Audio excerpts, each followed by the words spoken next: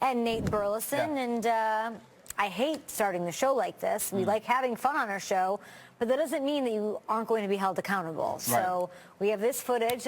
We thought everything was okay. We left the set yesterday, even after this went down, and then we got word from the league office. League office called and said, we are trying to clean up the game a little bit on the field, and it has to seep into the NFL Network. Kyle Brandt has been not suspended, but disciplined for a dirty hit on Nate Burleson yesterday. He is not at the table today. He's going to learn his lesson. This job is a privilege, Peter. It is a privilege. He should know that. I just hope he's sitting somewhere today, not at like a baseball game or anything like that, you know, really thinking about what he's doing. Not the Red Sox home opener? I hope he's nowhere near there. I hope he's really thinking about what he's done. Yeah, it's a blind side hit on a defensive player with the crown of his forehead, driving him into the ground after the play. It was multiple penalties on one play. How mad are you that he got you? Well, you know, it's part of the game, so I can't get upset, but oftentimes it's how players coach. So it's how he was raised, so I'm not going to knock him, but, you know, sometimes how guys are you blaming Kyle's parents? Wow. Shout out to Georgia Shout in out to Lake Georgia. Bluff. You know Georgia, she's watching.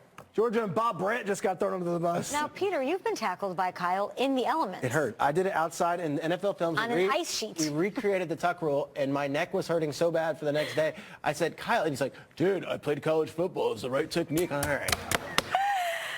Kyle, do some thinking here. Get it together, bud. Time for the lead block. Lead block. All right, the offseason, you just went in on Kyle's parents. Shout out to Georgia.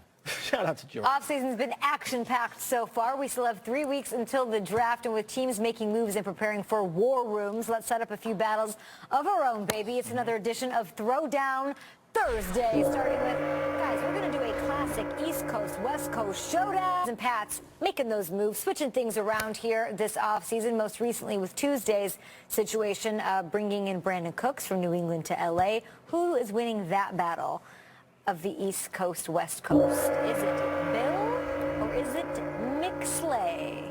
Okay, so here's the thing What are you laughing at? Because I'm trying to think about this in a way that most people understand. So when you first get in the league, most guys, I'll speak for myself, autobiographical, as KB says, you go out and you get this starter kit because you assume this is what NFL athlete is supposed to look like. For me, that starter kit was a little chain with a medallion on it. A little chain? A big black card, rhymes with Schmescalade. Yep, with the rims on it. Yeah. And I had the fake watch then because I thought who was going to ask me if it was real or not. And then you get the outfits and all the stuff that really didn't matter. A ton of material things. Even take trips and spend money on things that you wouldn't necessarily do. So one, you can kind of make yourself happy, fill this void for not having money for a long time. And then also to give the perception that when people saw you, it's like, oh, snap, that's Nate. Oh, he plays in the league now. I say all that to say this. It's all fun and dandy because when I got older, a decade later, it didn't matter. Like I was in the league because I was in the league. It didn't matter what I bought, what I wore. It didn't matter who I surrounded myself with. I realized who I was, not because of what I had. I think that's how Belichick is looking at Sean McVay. Oh. Like, he's piecing all these things together, right? And on paper, it looks like an actual Super Bowl. But Bill Belichick's saying, oh, that's cute. Like, you're putting together a team that looks like you could win the Super Bowl, but actually won Super Bowl. So you think Bill's hitting him with a that's cute? It's almost like Sean McVay is building the new rookie head coach starter kit. You know, you get the great DBs and the linebackers, D-line, you get the quarterback. You got everything right now. It looks good. And I'm not taking a shot at Sean McVay. I love him. But it's like Bill Belichick is saying, that's cute. You know, when you get to my level, you don't need to make that many splashes. You don't need to do all these dramatic signings. You just show up and you win Super Bowls. What do you got? I think one of the coolest things for McVay this whole ride has been the respect of other coaches. So I've been looking at the coaches photo at the NFL owners meetings to see him with some of those guys, the Sean Paytons and all the big name guys that he's with. Belichick's a different caliber though, right? Belichick is way up here and everyone else is way down here when it comes to the coaches in the NFL right now. That's how they view him. Really interesting deal, though. Last Friday, they were at the University of Georgia. They were at a coaches clinic where the two of them and Dan Quinn were the top billing guys as they're going to talk to all the coaches on behalf of Kirby Smart. Nice trio right there. It's a great trio. Yeah. But for Sean McVay to be at that dais or at that panel and speaking next to Bill Belichick, and then a couple of days later be trading with Bill Belichick, like that's pinch me type stuff for a young coach. And as much as he loves the Gruden brothers and respects John and Jay and all that stuff, Belichick's always going to win this one. Belichick is still that guy. I don't care how many rings McVay has. Belichick is still Belichick. And he got back a better first-round pick for a guy that he wasn't going to re-sign anyway, a guy that never truly, despite 1,000 yards, developed chemistry with his quarterback. He had 9 drops last year, and now he's shipped off. And Bill Belichick can plug in some of these offensive line holes, the defensive holes they have on this team. Belichick stays winning. Belichick wins. In my opinion. Brandon Cooks, moving on to him. He will be Jared Goff's big play option for the Rams next season. Meanwhile,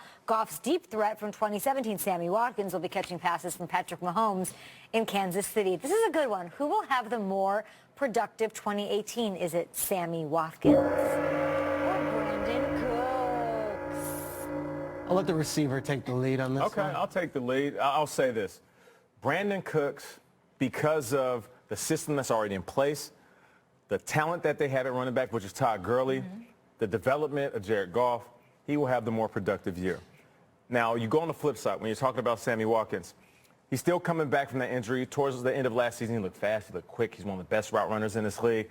But there's a lot of question marks that I have. One, how are you going to feed all these guys? Kareem Hunt, who deserves the ball, handing it off and throwing it to him, dumping it down, screenplays. You got Tyreek Hill, who is that explosive, deep downfield guy. Travis Kelce demands rocks. There's games where he's going to go out there and lead the team more times than not in receptions because he's that type of player. The biggest question, though, Pat Mahomes. We haven't seen him. As much as we love him, we hear about Uncle Rico throwing over the mountain and him doing all these things that excite us, but we don't know what he's going to be. And once again, I'm not knocking him, but I give credit where credit is due, and I have recency bias on guys that were on the field. Alex Smith had a great rhythm and chemistry with those players. Yeah. Jared Goff has the same with that offense.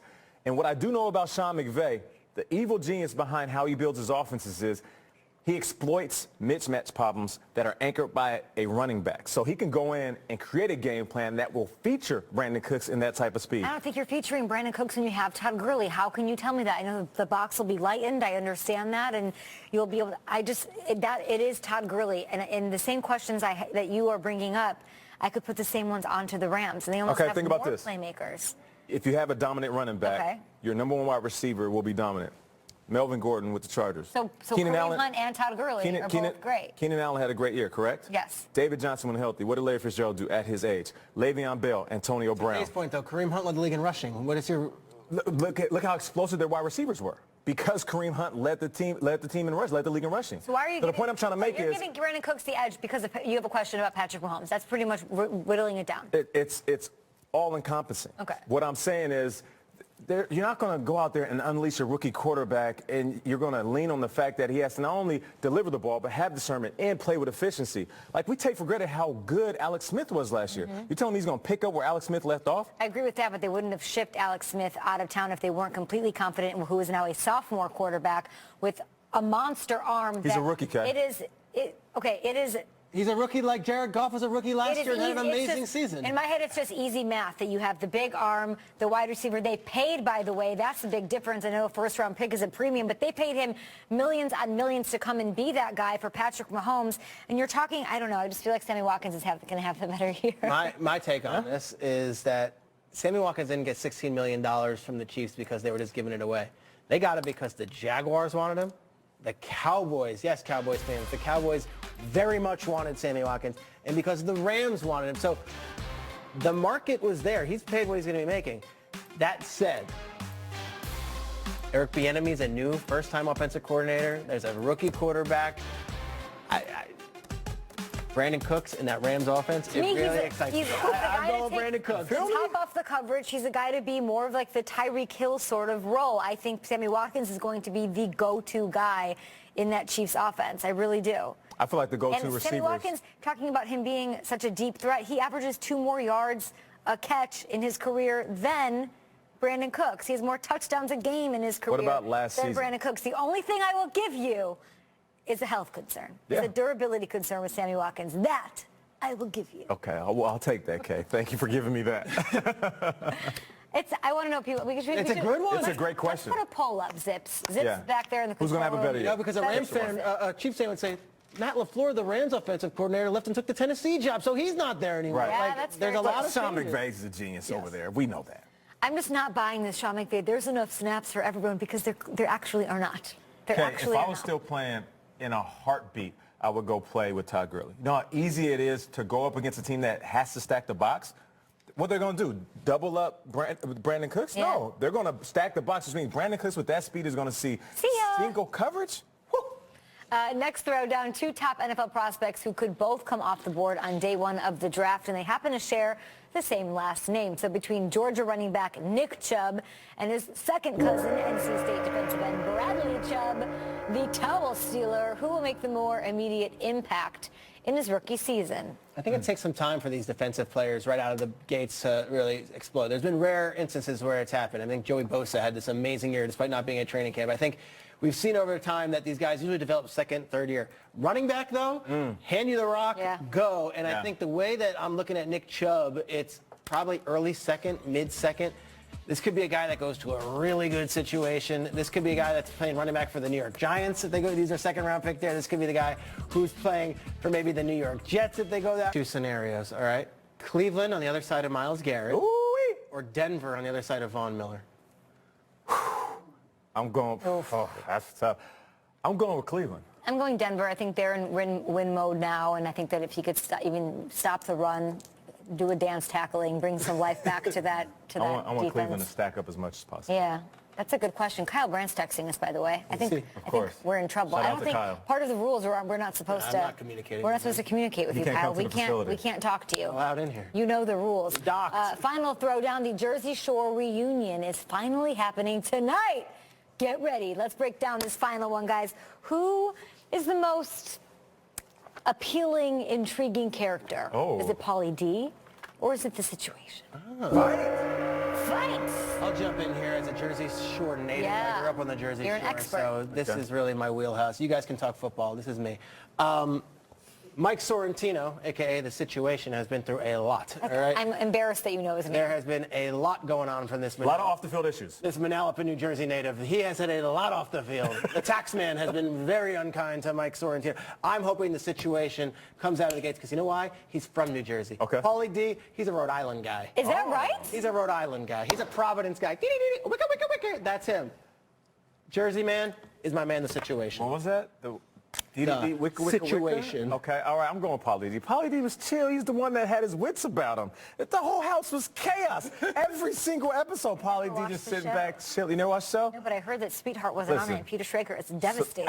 I would like to see how Sammy and Ronnie reconcile, but okay. This show is how stereotypes get started. When I got out here and moved to Jersey, I'm like, where are these dudes that I saw on TV? And what's crazy is like, man, this stuff is fake. These guys don't exist. And then I went to the gym. And I was they like, do exist? They do exist. Yeah. If you want to meet them, you go on a These Sunday. tanned unicorns Tell me where I go to who find fist these pump on the weekend. Okay. I want the real. These guys are real. This is The the real real deal. Jersey You can Shore. do one of two things. There's a place called DJ's in Belmar, New Jersey. You go Belmar. at Sunday afternoon at 5 o'clock any week of the summer. If you're flying in from Tacoma, Washington, or Topeka, Kansas, come see the Jersey Shore. That's where you go. And then, of What course, am I going to see? just beats. When are we going? My days are done. I left it all out there. Were you down there, though? You I left was it on down the there. field. I left it on the field. I hung up those cleats. I did the your Marshawn. loafers. You threw I your did the penny Marshawn. loafers over the hang wire. Exactly. I took my white skinny tank top and put it on the down there? Is that what you were doing? Getting hyphy? Yeah. Is that the wardrobe?